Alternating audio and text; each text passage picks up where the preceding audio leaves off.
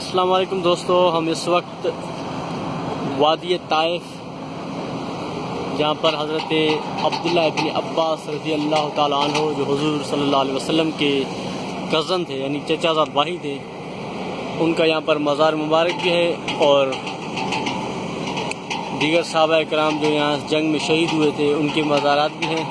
اس کے علاوہ حضرت ابن عباس بہت بڑے قرآن کے قاری بھی تھے، اور سب سے زیادہ روایات حضرت ابن عباس سے منسوب ہیں۔ تو یہاں ان کا ایک بہت بڑا مدرسہ ہوا کرتا تھا۔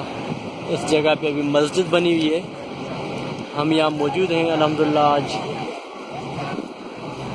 دوسری مرتبہ اس مقدس مقام کی حاضری نصیب ہوئی۔